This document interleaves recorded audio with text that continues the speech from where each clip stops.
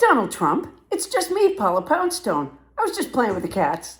Could I ask you a question? Remember you were going to sue the IRS because a vendor for the IRS leaked some of your tax returns? Which you said caused you and your family embarrassment and damaged your reputation.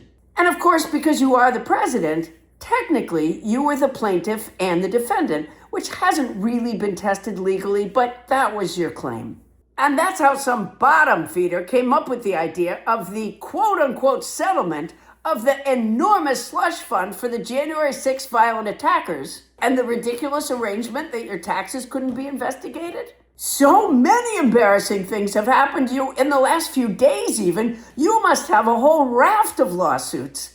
And that's what I want to talk to you about. First of all, you look absolutely decrepit. That's embarrassing enough for another lawsuit against yourself, I think. Remember when your people edited a video of Joe Biden at some ceremony when he stepped away to shake the hand of a service member, but the edit made it look like he just wandered off?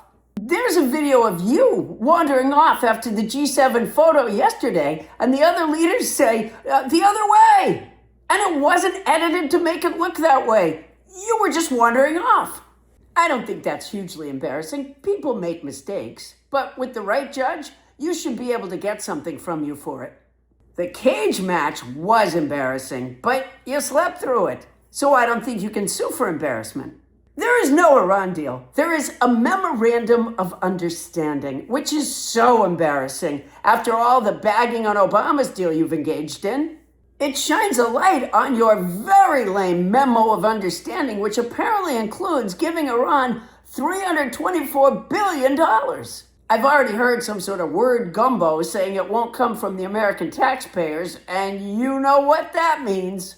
Which is beyond embarrassing enough that you should be able to sue Iran for half that money.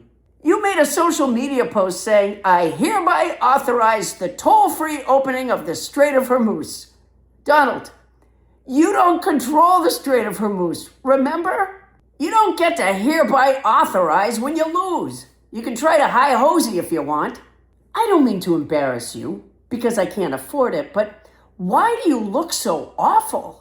It's either that you're beginning to succumb to whatever your medical condition is that keeps you returning to the doctor who says you don't have it, or it's just stress from the inevitable exposure of the Epstein files. The irony is that by the time you go to jail, Ghislaine Maxwell will have negotiated herself a one-woman show on Broadway. Congressman Robert Garcia's staff was allowed into her prison.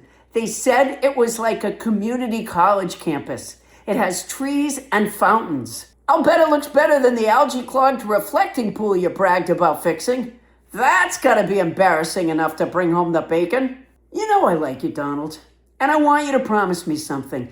Please promise me that the first time you go into your jail cell, you will say, I hereby authorize the placing of me, Donald J. Trump, into this jail cell.